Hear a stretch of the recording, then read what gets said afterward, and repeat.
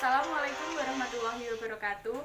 Perkenalkan, saya Maya Krisna Arimurti dari Program Studi Pendidikan Bahasa dan Sastra Indonesia Universitas Muhammadiyah Surakarta. Pada kesempatan kali ini, saya akan mempraktekkan bagaimana cara pembacaan berita yang benar. Mari disimak sampai akhir ya teman-teman. Selamat pagi pemirsa, bergabung dengan saya Maya Krisna Arimurti akan menemani Anda dalam berita harian Flash 5-7 menit ke depan. Berita utama pada pagi hari ini adalah dampak pandemi COVID-19 dan upaya penanganannya, dimulai dari bidang kesehatan, ekonomi, politik, hingga pendidikan. Yang pertama, berkaitan dengan bidang kesehatan.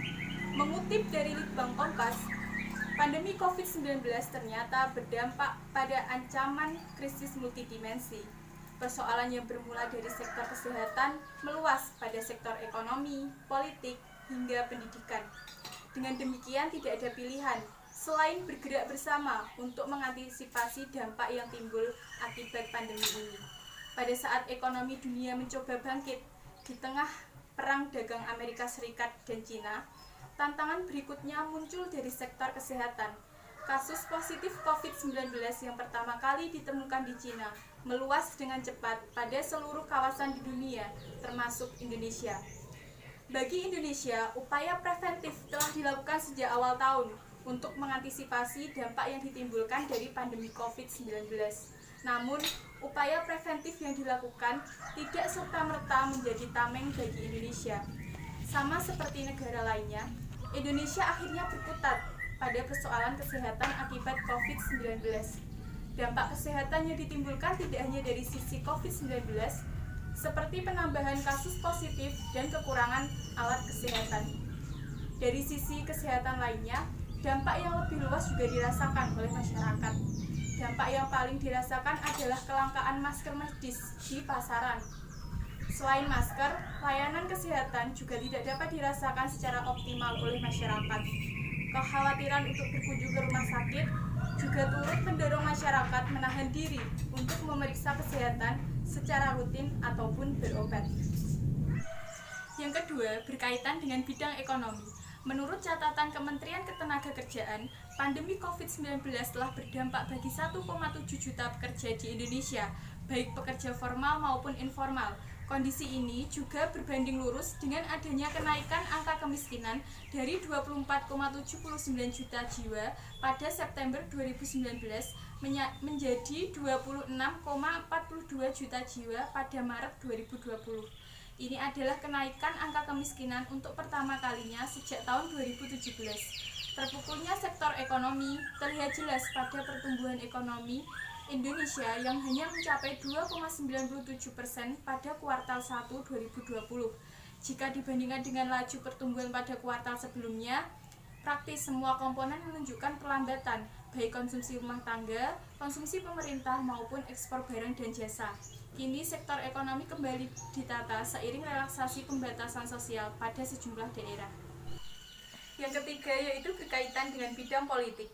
Dampak yang paling dirasakan pada bidang politik adalah teguran dari Presiden Joko Widodo terhadap para menteri Kabinet Indonesia Maju. Hal tersebut dikarenakan program dan dana yang dikucurkan tidak mengalir secara optimal hingga ke masyarakat. Teguran yang disampaikan bermuara pada implikasi politik berupa perombakan kabinet. Langkah ini diambil dalam rangka mempercepat pemulihan kondisi darurat akibat COVID-19. Pada satu sisi, teguran ini dapat dipahami sebagai cambuk bagi jajaran pemerintahan untuk bekerja lebih keras dalam menangani dampak dari COVID-19. Di sisi lain, kondisi ini juga mengisyaratkan keseriusan pemerintah dalam upaya untuk menjaga soliditas agar tidak terjadi krisis politik di tengah pandemi. Yang terakhir yaitu mengenai bidang pendidikan. UNESCO menyebutkan bahwa pandemi COVID-19 mengancam 577 juta pelajar dari pendidikan prasekolah dasar hingga menengah atas dan 86 juta pelajar dari pendidikan tinggi di seluruh dunia.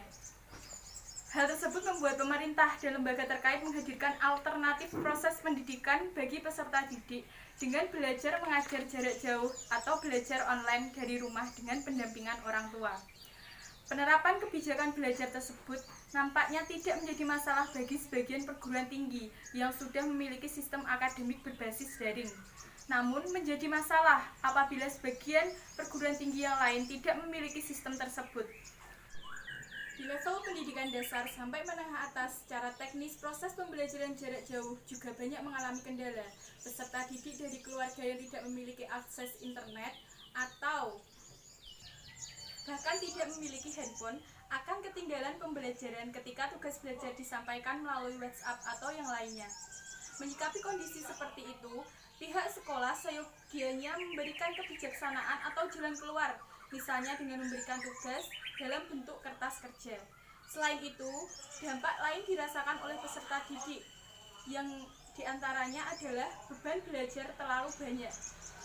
Pada saat yang bersama, peserta didik dituntut untuk mencermati dan mempelajari materi pelajaran sendiri dengan cepat. Belajar mengajar dari rumah juga membuat peserta didik menjadi gampang bosan karena tidak bisa berinteraksi langsung dengan guru dan teman-temannya. Pemerintah melalui jajaran kementerian terkait telah menetapkan berbagai kebijakan untuk menangani dampak COVID-19. Insentif fiskal, bantuan kesehatan, dan bantuan sosial telah diberikan pada berbagai sektor. Kini, upaya sosialisasi protokol kesehatan tampaknya menjadi program yang mendesak untuk dilakukan. Mulai dari penerapan 5M dalam kehidupan sehari-hari, yaitu memakai masker, mencuci tangan, menjaga jarak, menjauhi kerumunan, dan mengurangi mobilitas.